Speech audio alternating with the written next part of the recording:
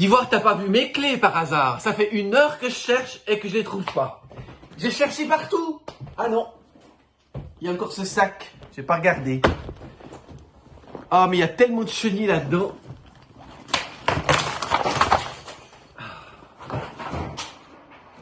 Ah, puis bien sûr, elles sont pas là non plus. Ah, j'en ai marre. Et vous? Ça vous est aussi arrivé de pas retrouver vos clés? Quoi de plus énervant que de ne pas remettre la main dessus au moment où on veut partir ou quand on veut rentrer chez soi? Alors on les cherche frénétiquement partout, dans toutes nos poches, dans nos sacs, dans nos tiroirs et dans nos dessous de meubles. Et c'est là qu'on se rend compte de la valeur de la clé. Sans elle, pas d'ouverture possible. Eh bien, je comparerais volontiers l'événement de Pâques à cet instant où l'on retrouve enfin ses clés. Pour l'entourage de Jésus, une porte s'est fermée progressivement dans cette montée de la passion jusqu'à ne plus pouvoir s'ouvrir du tout. Apparemment, elle s'est fermée hermétiquement le jour de Vendredi Saint. Pour eux, l'histoire s'est arrêtée ce vendredi-là.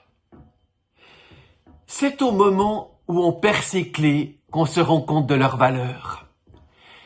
C'est au moment où l'on perd quelqu'un qu'on se rend compte à quel point on l'aimait.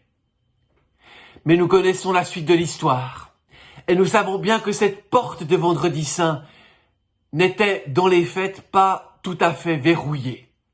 Ce qui ressemblait à une fin n'était en réalité que le début d'une autre histoire, de quelque chose de nouveau.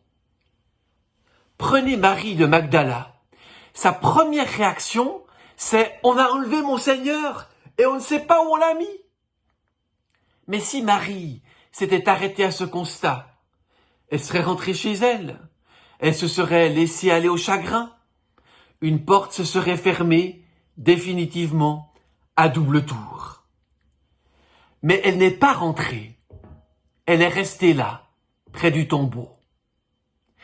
Et parce qu'elle ne s'était pas tout à fait résignée, parce qu'elle n'a pas voulu croire que tout était complètement terminé, Marie est à nouveau mise en route. Et la voilà qui peut mettre en route tous les autres. Pour notre vie à nous, c'est un peu la même chose. Nous faisons parfois des expériences négatives, décevantes, qui nous blessent.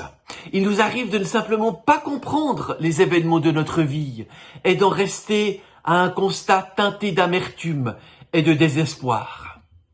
Les portes nous semblent désespérément closes.